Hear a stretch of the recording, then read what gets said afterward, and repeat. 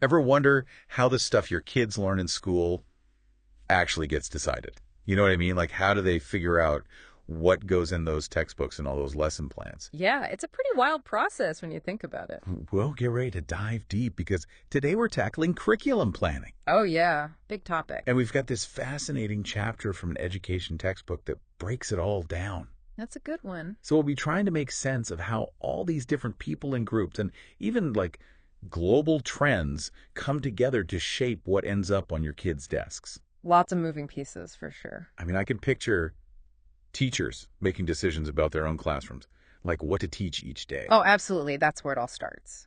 But then what? I mean, how does it go from there to like the whole school district or even the state level? Well, the textbook actually lays out 5 distinct levels of planning. 5. Okay, let's start with that classroom level then. Right. So that's what they call the classroom level. Pretty straightforward. And it really emphasizes how much power teachers have. Well, the power to adapt and adjust their lessons to fit the needs of their students. Makes sense.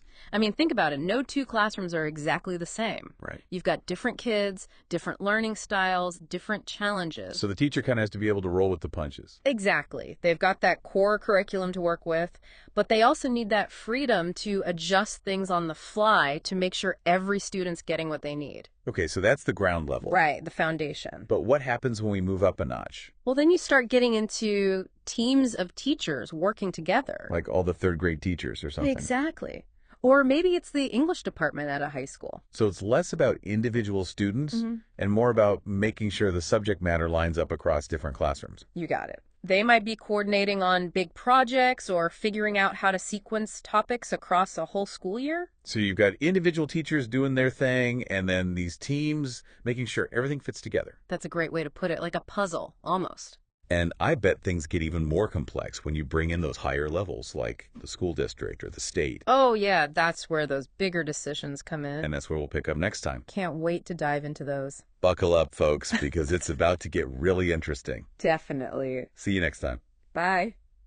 Okay, so last time we were talking about how teachers make those day-to-day decisions about what to teach. Right, that classroom level. And then those teams of teachers working together to kind of keep things consistent. Exactly. But now I'm curious what happens when we zoom out even further to the district level. Yeah, things definitely start to feel different at that level. More bureaucratic. Well, maybe a little. I mean, it's a much bigger scale, right? For sure. Instead of one school, you've got a central office overseeing maybe dozens of schools. Each with their own communities and their own unique challenges. Absolutely. So I guess at the district level, they're thinking more about policies that work across the whole district. Exactly. Things like budgeting, transportation, special education services. Curriculum, of course. Right. They might be adopting new district-wide programs or analyzing student achievement data to figure out where schools need extra support. It's a lot to juggle. It really is. And they're always thinking about how to allocate resources effectively. Especially with all those state and federal funding applications. Oh, yeah, those are huge. Securing funding is a constant concern for districts, and it often influences the programs they can offer. Makes sense. Which brings us to that final level in the textbook's framework, the state level. Okay, so now we're talking about the folks who set those statewide learning standards. Exactly. The ones that determine what students should know at each grade level. Right. They're the ones who approve textbooks, decide what courses are required for graduation. And even control the flow of funding to those districts we were just talking about. It all ties together. It's kind of wild to realize how much influence the state has on what's happening in my kid's classroom. It is a pretty amazing system when you think about it. It's like this chain of command, starting from those big policy decisions and trickling down to the everyday learning experiences. And it's not always a smooth process either. What do you mean? Well, sometimes those state-level decisions create challenges at the local level. Like unintended consequences. Exactly. Let's say a state mandates a new science curriculum, Okay. but they don't provide enough funding for teacher training or new materials. Oh, I see what you mean. That could put a real strain on schools and districts. So it's not enough to just set those standards from above. Right. It takes collaboration. Everyone needs to be on the same page. Exactly. But didn't the textbook mention something else? Something about these things called sectors? You have a great memory. Well, they sounded pretty important. They are. I remember they operate alongside those 5 levels we just discussed. Yeah, but they don't have direct authority. It's like they're these outside forces influencing the system. A perfect way to put it. They're stakeholders with a vested interest in shaping education, but they don't necessarily hold official positions within the school system. So how does this sector actually impact what's happening in a classroom? Give me an example. Okay, let's take the regional sector. Regional. Okay. Think about accreditation. Like when schools get evaluated to make sure they're meeting certain standards, You got it. like a quality control check. Exactly. Those regional accrediting agencies are part of this sector. Okay. They don't dictate the curriculum, but their evaluations and recommendations can really impact what schools prioritize. Interesting. So even though they're not directly involved in the day-to-day teaching, they can still exert pressure and influence decisions about what gets taught. Precisely. And this influence becomes even more pronounced when we look at the national sector. Okay, now we're talking about the big leagues, like the U.S. Department of Education. They are definitely major players. They're responsible for things like collecting national education data. Funding research and distributing those big federal grants. Right. But the national sector isn't just about government agencies, right? Nope.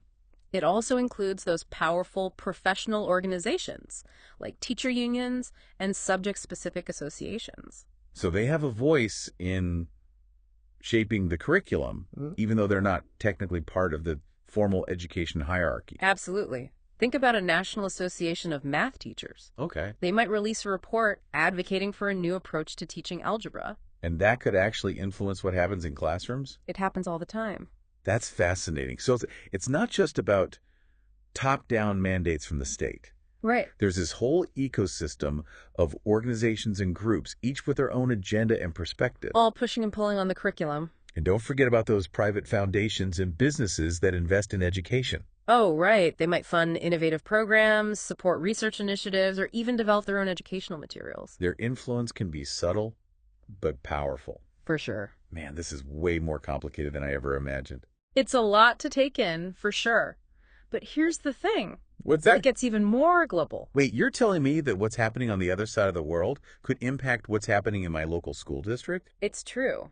Think about those international assessments like PISA.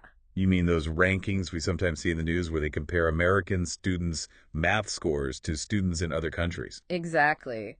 Those assessments, while sometimes controversial, can have a real impact on curriculum discussions. How so? Well, let's say American students score lower in science compared to students in another country. Okay. That might lead to calls for curriculum reform. With policymakers and educators looking to other countries for inspiration. Exactly. They might start asking, what are they doing differently? How can we learn from their successes? So even though we might think of education as this local issue, we're actually part of a global conversation about what and how students should be learning. We are. It's all connected. It really is. And it's not just about those formal assessments either, right? Nope. There's also this growing trend of global collaboration in education. Like teachers in the U.S. connecting with teachers in other countries. Exactly. Sharing ideas, learning from each other's approaches. That makes a lot of sense. Why reinvent the wheel when you can learn from educators who are already doing innovative things in their classrooms? Couldn't agree more. This cross-cultural exchange can lead to new insights, fresh perspectives, and ultimately richer learning experiences for students. It's incredible to think about how interconnected everything is. It really is. We started this conversation talking about classrooms and teachers, and now we're zooming out to a global perspective. Mind-blowing. But what does this all mean for you, the listener? Why should you care about these levels and sectors? Well, that's a great question and a perfect segue into the next part of our discussion. That's a great question. I mean, we've talked about all these moving parts, these different levels and sectors, but why should someone who's not a teacher or her principal care about all this? Because it affects all of us, really. Even if we don't have kids in school. Even then, think about it. Curriculum shapes the future, right? Yeah. It's about what our kids are learning, the skills they're developing, the values they're absorbing. It's shaping the next generation of citizens, workers, leaders. Exactly. So whether you're a parent, a grandparent, or just someone who cares about the future, understanding how this system works matters. So it's not just about what's happening in my kid's classroom. Right. It's about understanding those bigger forces that are shaping education as a whole. Exactly. And once you understand those forces, you can start to see where you can actually make a difference. Okay, so it's not just this big, overwhelming system I have no control over. Not at all. There are things individuals can do. Absolutely. Start by thinking about your own community. Are there things you'd like to see changed or improved in your local schools? Like maybe you want to see more emphasis on STEM education Or less emphasis on standardized testing? or more support for arts programs. It could be anything. The point is to identify those areas where you feel passionate and then figure out how you can make your voice heard. Okay, so let's say I'm passionate about making sure the curriculum reflects the diversity of my community. Great example. In that case, you might start by connecting with your school board representative or organizing a group of parents who share your concerns. So I can actually influence decisions at the school level, You absolutely can. Or maybe you want to tackle something at a larger scale. like advocating for more equitable funding for schools across my state. Exactly. That might involve connecting with state level policymakers or getting involved with organizations that are pushing for education reform. So it's really about understanding the system, identifying those key players, and finding the most effective way to make your voice heard. That's a great way to summarize it. And don't underestimate the power of seemingly small actions. Like what? Attending a school board meeting, writing a letter to your elected officials, even just having conversations with your friends and neighbors about the importance of education.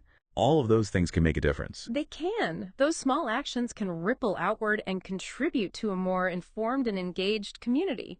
And who knows, maybe those ripples will eventually turn into waves of change. That's the hope, because ultimately, the future of education is in all of our hands. Well said. Thanks for joining us on this deep dive into the fascinating world of curriculum planning. It's been a real eye-opener, and hopefully it's empowered you to get involved and advocate for the kind of education you believe in. That's what we were hoping for. Until next time, keep those curious minds engaged. And remember, we all have a role to play in shaping the future. We do. See you next time.